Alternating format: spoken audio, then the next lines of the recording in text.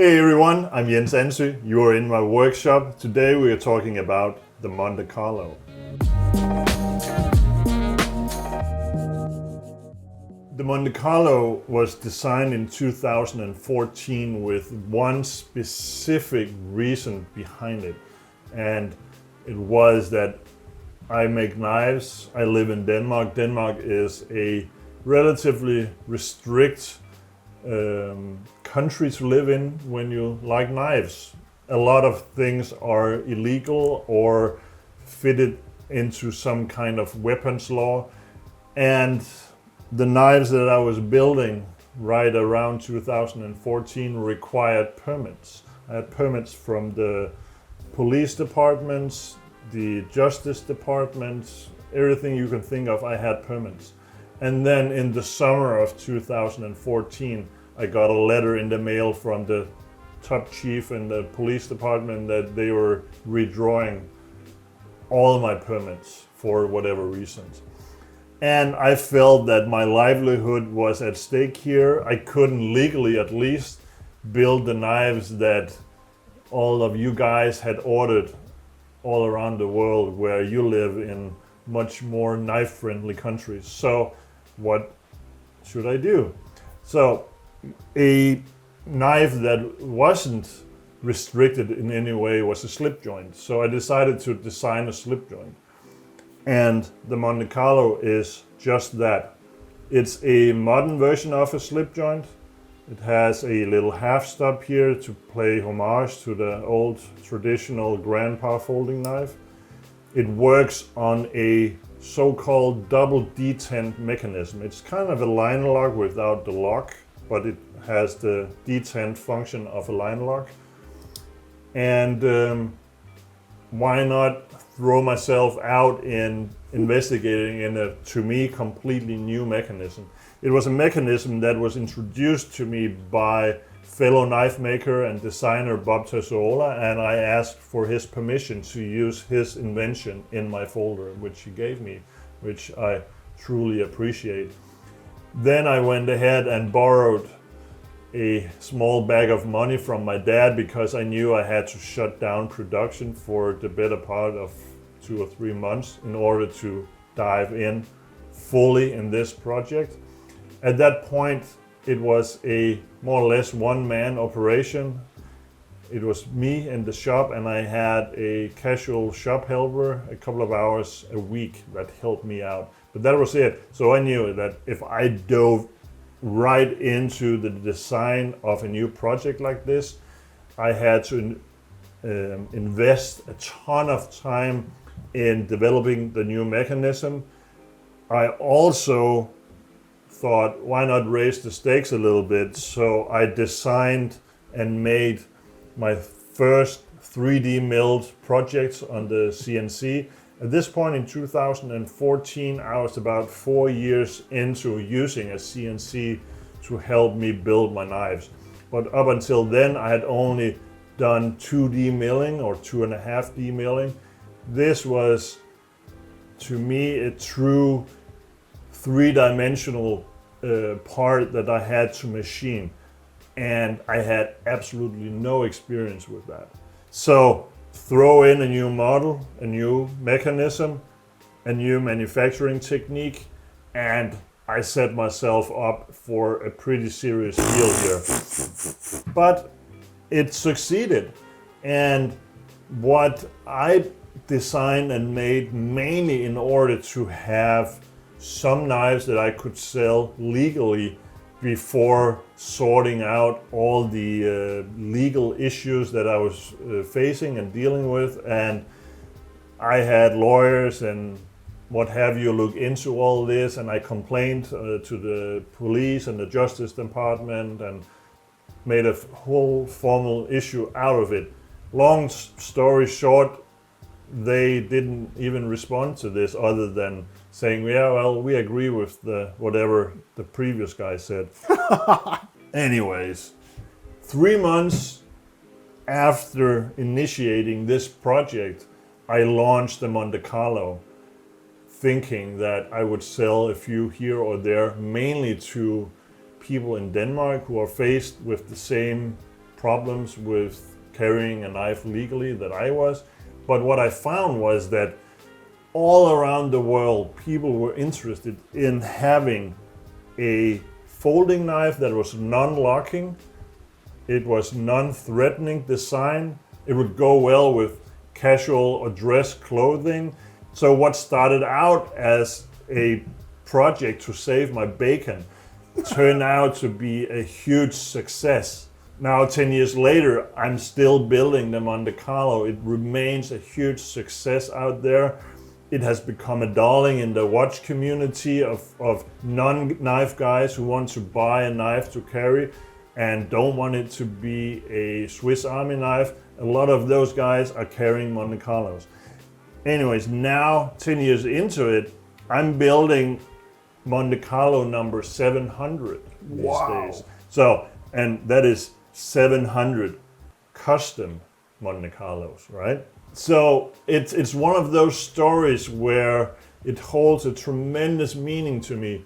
I think it was last year, or maybe the year before, we introduced 2.0 version of the Mon Carlo. All in all, exactly the same design. I just upgraded a little on the screws.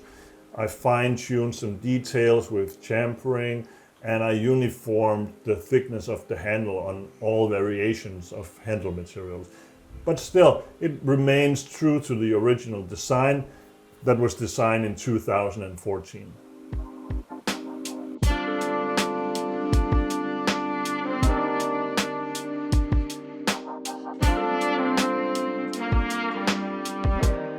Let's get into assembling this. What I've done here now is prepare my work surface. I've been knolling all the parts. Knolling, if you don't know, is organizing your workspace in front of you so everything is lined up, everything is in its place. Chefs call it mise en place. I don't know if the pronunciation is right there, but something to that effect anyway. That gets me into the right spirit of the work that I have ahead of me. I calm myself, I have everything here, and now I can start working. So without talking too much, unless Anders asks me some weird questions about the Mon Carlo or what have you, I'm just gonna assemble this first one here. I have a few that I will assemble during this video, and I'm sure that something will come up while doing that. If you see here, you have two liners opposite each other, and each liner will feature a detent. Match that with the blade. You have a detent in the open and closed position, and on one side you have the half stop detent here. The half stop was probably invented in order for your grandfather not to cut his pointy finger off when closing his slip joint. I put it in pretty much for the same reason, but also because, well, most of you are used to traditional slip joints out there, so actually adding this feature allows for a more intuitive use of this knife.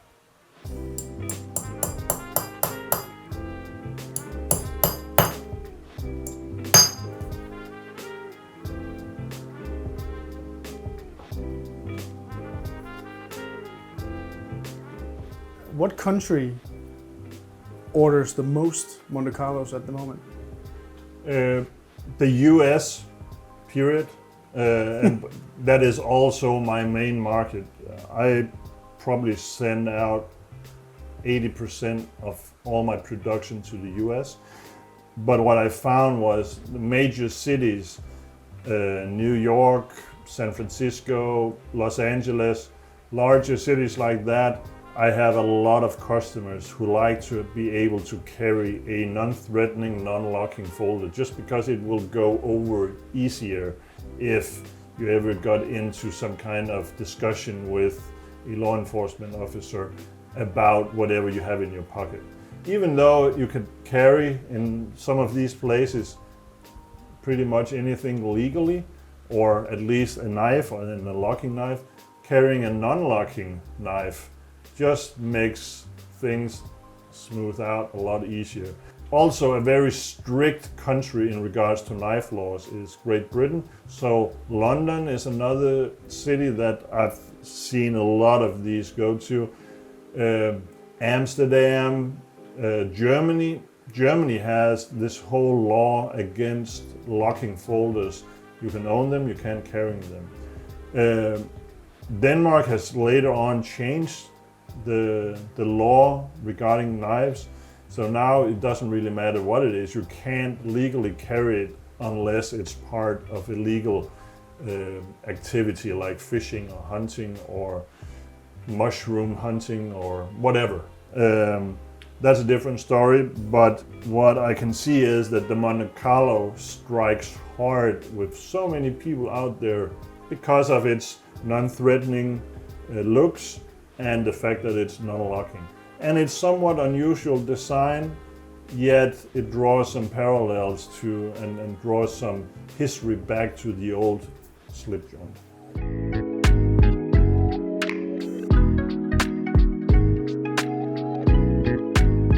This particular folder is going to France, by the way. So that's just to say that you can't really predict any of this, and I believe France has a pretty relaxed knife law out there.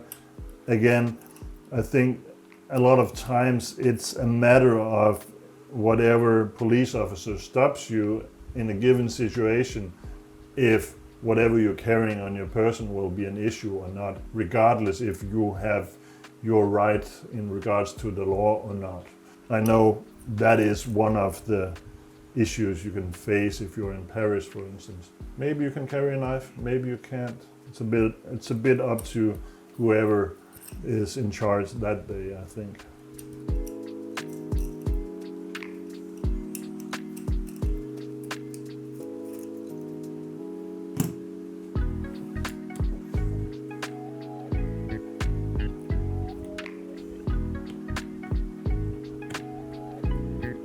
Jens, in the EDC community, Yes. is the Monte Carlo a favorite, or is it, how do you see it? I know that it's hugely represented in the EDC community, if for nothing else, just the sheer amount of Monte Carlos that I've made over the past 10 years. But I think one of the main reasons why it is super popular in the EDC community is that it's a smaller knife, and being that A, it carries easy, and B, it's non-threatening. You take this out during your lunch hour and you cut an apple, your coworkers don't freak out. So size and political correctness, I hate that word, but still, it's nobody, even in Denmark, would freak out about somebody taking out a Monte Carlo in a workplace. I think those two things help make this a popular everyday carry knife. And let's face it, it's non-locking. I know some people would be skeptical about carrying a non-locking folder, but it was good enough for your grandpa, it's probably good enough for you.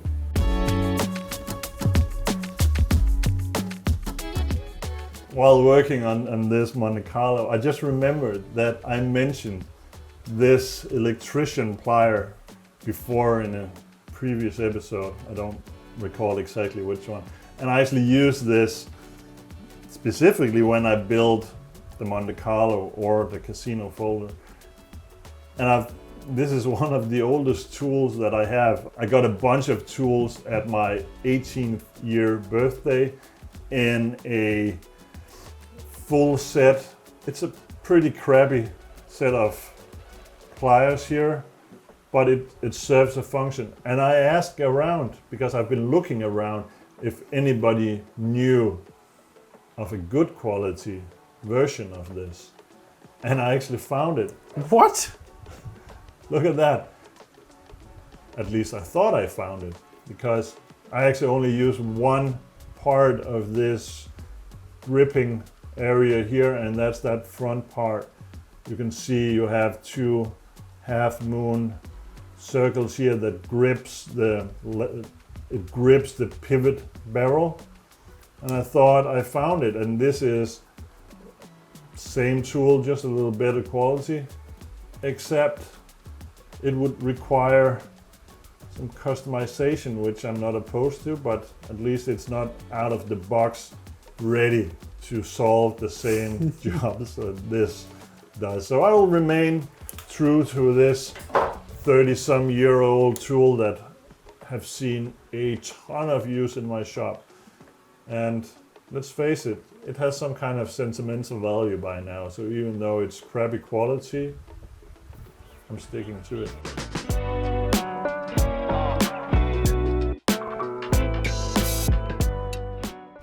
One thing that I do in the Mon Carlo, and that is some of my folders write on bearings, some writes on bronze bushings.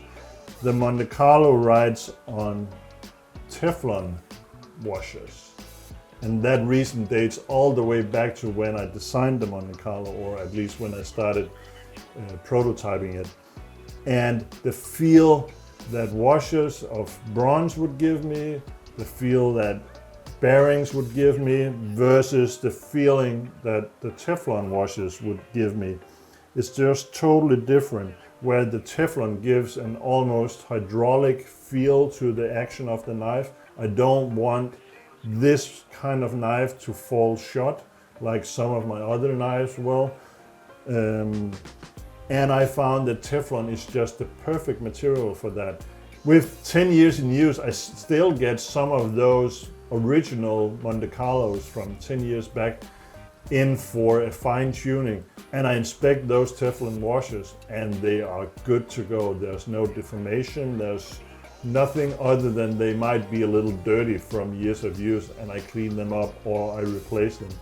But they have shown to be super reliable, even for hard use and for long time use. So I've been asked a few times why I use Teflon washers in my Mon Carlo, and that is the reason.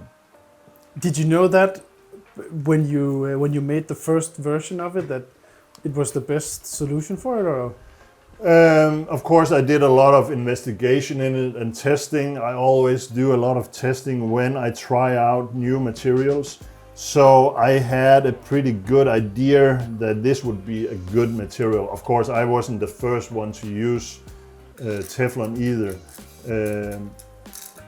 But after my initial use and testing, and after seeing it, after my customers had been using it for a number of time or a number of years, I was definitely reassured that it was the right decision.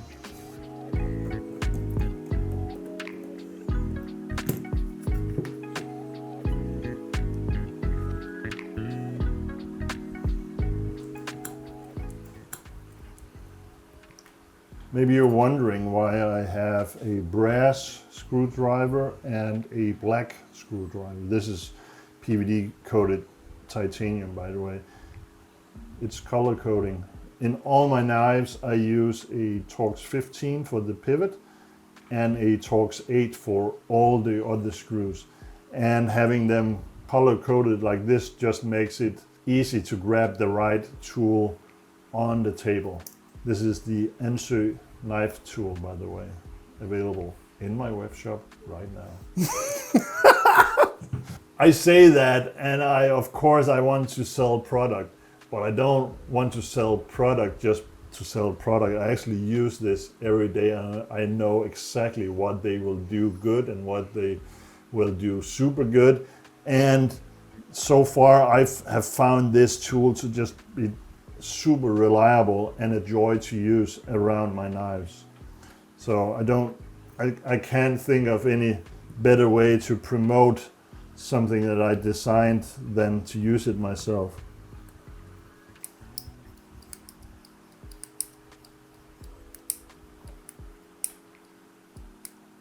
What are you listening for? Is it the feel? Is it the stiffness, or what are you looking for? I always test the knives out in order to be sure that it's fine-tuned to that exact feel that I want in a custom folder. And just by opening and closing it, that tells me a lot. Is the pivot screw tight enough? Is there any sounds that shouldn't be there? If it sounds good, it's probably good. If it sounds bad, it's probably bad. And so I get a feel of the action of the knife, and I make sure the blade is centered and all that. So it's something I do on every single knife that I assemble or take apart to maintain it. If it feels good, it's good. And that was the first one assembled.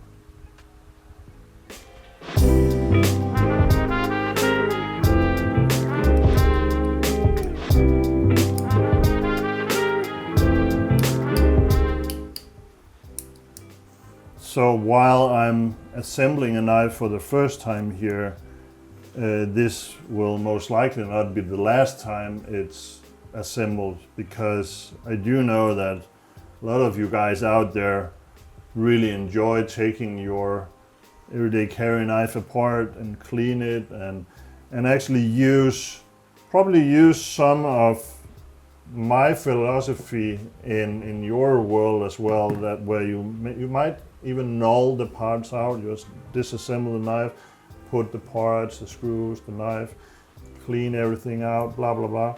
I don't necessarily recommend taking my knives apart, just because some might go easy together and some might not go as easy together.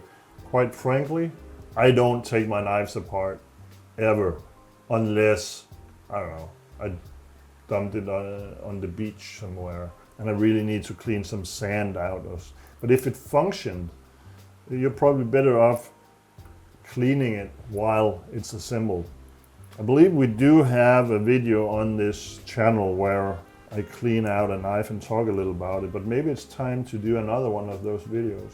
Well, with any gear, you need to take care of your stuff in order to function as it should when you need it. So what I recommend is clean out pocket lints, oil the blade. Doesn't have to be anything special. You don't have to use special tools, but make sure that all the screws are tight. If you use your blades hard, and mind you, I build tools. Yes, I build knives, but I build tools. My knives are meant to be used. Every single knife that I've ever built have been built with use in mind. Even the super high-end fancy stuff with Damascus and Damascus and the gold engravings and all of that, if they don't function as a tool, I'm not interested. Is it the right tool for the job? Maybe not. But everything I build is meant to be used. That said, I also understand that I build a relatively high-priced product. So I also understand that people will baby my knives, but they will take a beating, or at least they will accept to be used on a regular basis. And using anything on a regular basis, any tool used on a regular basis will need some kind of attention. I rarely sharpen the knives that I use myself, but that is probably more to the fact that I carry a lot of different knives. I have a wide selection of knives that I use on a daily basis. The last 6 months I've mainly been carrying my Aros, but this is the third Aros that I've been carrying, just because I want to test out different handle materials. This specific Aros is the first Aros that we've made that has a cup ground blade. This is going to be the new standard on all Aros folders, and obviously I needed to test it to see if it functioned as I wanted it to function. Now we changed something as dramatical as the way that we produce the blades. So I rarely use my knives to a point where they need a substantial amount of sharpening because I use so many knives. But sharpening is definitely one of the things that you need to take care of in your everyday carry knife. Does it mean that you have to sharpen it every day or every week or every month? No, not at all. The steel that I use mainly, it's the RWL34 steel. It holds up an edge really well, and it will hold an edge for a long time. That said, any steel will require a sharpening at some point, and some of the newer super steels out there can be really difficult to sharpen. RWL34, my favorite steel, I've been using it for 25 years or more. It actually sharpens relatively easy, and for that, I recommend the Spyderco SharpMaker as one of the systems that you can use. There's tons of different sharpening systems out there. If you are qualified to it, sharpening freehand on a bench stone is a great way to take care of your tools as well. That requires some training, but nothing out of reach for a dedicated enthusiast. I just prefer using some kind of system like the Spyderco SharpMaker. Actually, come to speak about knife maintenance. If you have any specific questions regarding knife maintenance, and it doesn't necessarily have to do with my work, it could be anything, let me know in the comments and we'll take care of it in one of the future episodes. I'm considering doing an episode on knife maintenance, sharpening, cleaning, taking knives apart. Let's hear it. Let me know in the comments what you think.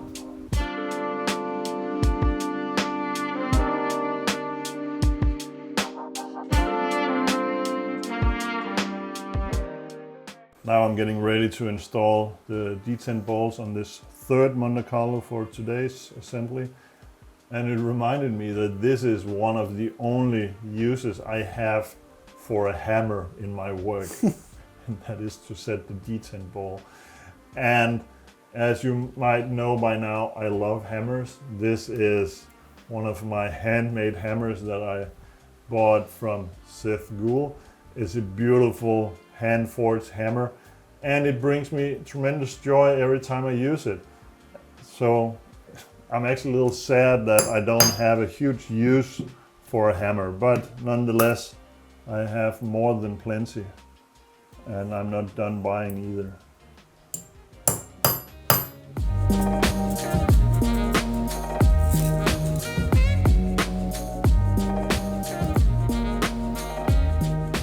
I think this is as good as any point to call it a day for this episode, assembling and talking about the Mon Carlo.